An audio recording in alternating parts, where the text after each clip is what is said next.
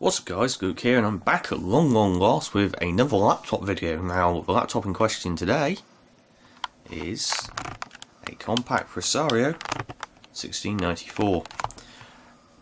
Now, something a little bit different here is I'm using a very cheap camera tripod, so have to bear with me as I get used to this, but maybe, just maybe, this will make my video quality a little better. So, you've got a pretty standard keyboard, although these keys on the side are a little small, particularly the arrow keys, but not too bad. And your traditional trackpad, it's in good enough shape to still have the original sticker. Let that focus. And then you've got lots of multimedia buttons. So what's special about the Compaq Presario 1694? Well, it has an AMD K6-2 CPU. For those of you who don't know, that was one of the things that AMD were making prior to the release of the Athlon, when they completely changed the game.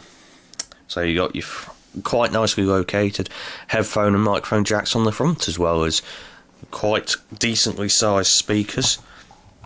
And you can see the size of those speaker grills. And there's very nice non-slip coating on this laptop. I've actually heard quite a few people say that they really didn't enjoy these back in the day, but this one performs quite well, and it's a very, very good example of the breed. Even the hinges are a bit weak. Okay, so on the side, it's traditional floppy drive as you'd expect, and you have two PCMCIA slots and a nice cooling vent there. It's a very thick laptop, but it's also very, very heavy, and unusually so. You've got your rear fan there, VGA and parallel, PS2 keyboard and mouse, a built-in modem, which was not that common at this time, which is a pretty nice touch, serial port, some proprietary docking connector, a Kensington lock slot, and USB port. I don't have the original charger, so it's running off my universal one. Also quite nice for the time. There's a battery would go in here, but I don't have the battery. I believe the cover is actually part of the battery. And then you have a nice DVD drive, which is quite nice to see. Probably noticed that the hinges have already flopped back down, so it's still, if I can angle this correctly, has the health and safety notice sticker in place, which is pretty nice. So let's just see. So power button is quite nice inside. It's still, I haven't changed a single part of its configuration at this point. It's a good old Compaq BIOS screen. Has a 14-inch XGA screen. As far as I can tell, everything on it works, apart from CMOS battery holds settings, but doesn't keep the date and time running anymore. Oh, no. It looks like the CMOS, it's finally lost its settings. I think. It looks like it has anyway. Should still boot. Boots to Windows 98. I reinstalled it after I got it, but it's on its original 2GB hard drive, if I remember correctly. No, 4GB, so not 2GB. As far as I can tell, it's an original drive. It's fairly noisy to use, but in real terms, it's actually pretty quiet for a drive its age. The bearings sound, they're not quiet, but they're not screeching. It's in pretty reasonable shape. One of the nice things about this, considering it's a 433 MHz processor, is it's actually got a 3D graphics chip. It's got an ATI Rage Mobility M1, which is quite a nice. It's only a 4 meg version, but it is pretty nice. So the volume buttons down here work, which is quite a nice touch for Windows 98. You can probably see this. You could probably see the screen flopping around a bit quite easily through not much effort, and obviously it's actually lost the date and time, as we can see, because this is most definitely not. Come on, focus, Mr. Handycam. It's definitely not 12 AM.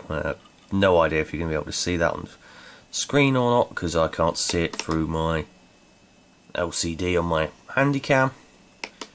one of the, yep, it's definitely not 1998 anymore.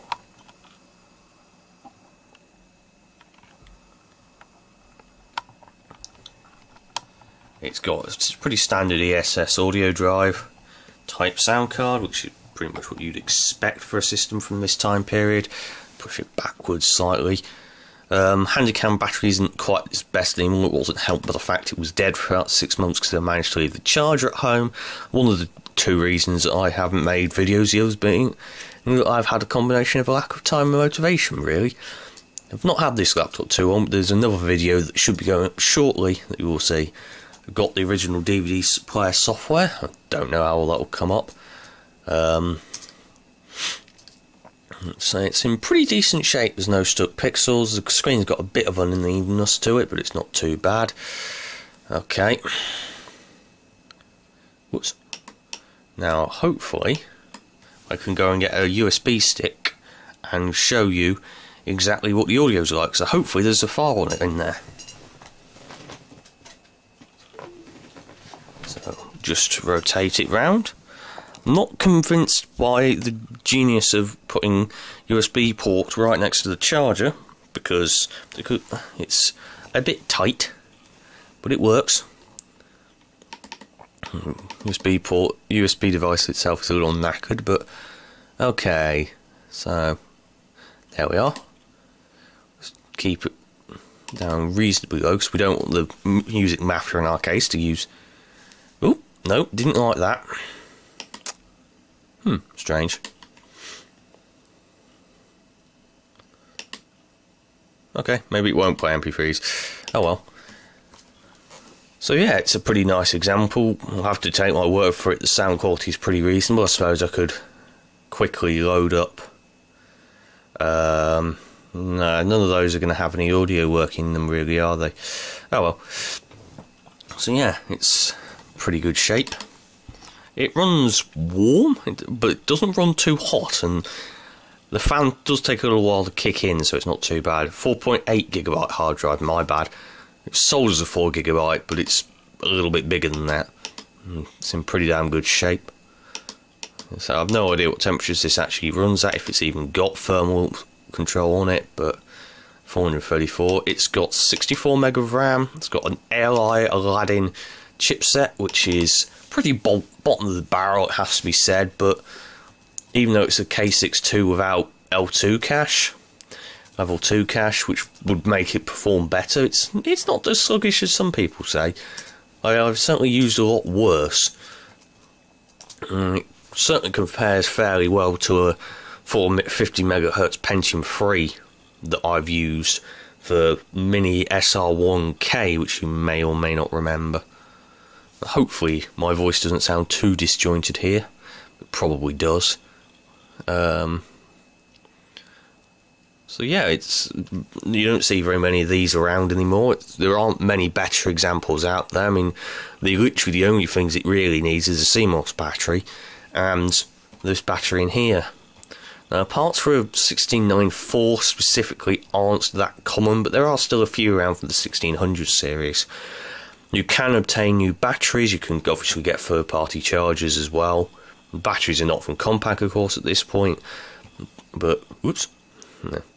Idle likes to come up with things like that every now and again. Particularly because I keep shunting it around with about 18 million different systems. But it's pretty handy a program to have. Certainly recommend getting it. I don't honestly know what it costs at this point, but it's worth getting if you do like to do a lot of analysis on computers, things like that. So just let it load up. There's nothing too fancy beyond the processor, but it performs quite well in my experience, and it's certainly competent enough for sort of first gen 3D games. You know, I've played Docker touring cars on it, and it's perfectly fine. It slows down a little bit when you have a few cars on the screen, but it's not too bad. I've seen a lot worse. Colin McRae Rally's fine as long as you can disable the particle effects, because okay, it really doesn't want to work, does it? Oh well. Particle effects tend to... I know why. It's because the time and date's not set. That's why. Of course. Let's just tell it that we're in 2016, which is quite a useful thing to do. So now in 2016, now that should help. But yeah, so particle effects are something that I've noticed tank the raised mobility M1, and it's not this system, because my VAIO PCG FX601 is the same, even though it's got 8 meg of video RAM, and it's got a Dual 1.1 GHz processor, which is probably about 2.5 to 3 times more powerful than this. Although obviously the graphics are just more video RAM in the same chip. It was good enough for early 3D. By the time of the VAIO, it was way past its best, of course, but compared to sort of the Neo Magic chips, whatever that were floating around at the time, it's pretty handy. Just let this fire up. This video is going on way longer than it probably should, but that's what happens when you don't script things and you don't edit things. Probably put some video editing software back on my recently set up desktop, which is still not perfectly stable. But that's life. So you'll see, either doesn't pick up sensor information on 98 usually, but and apparently, so you can see that either tends to like a fair bit of RAM, it doesn't have it. Perhaps the most weird thing is that this uses a 95 MHz front side bus, which is pretty unusual. So now add in 5 chipset. BIOS is from August 99, and video BIOS is around the same time. Motherboard name is Compaq PC. No idea if you can see that or not. You can certainly see those bits now, at least.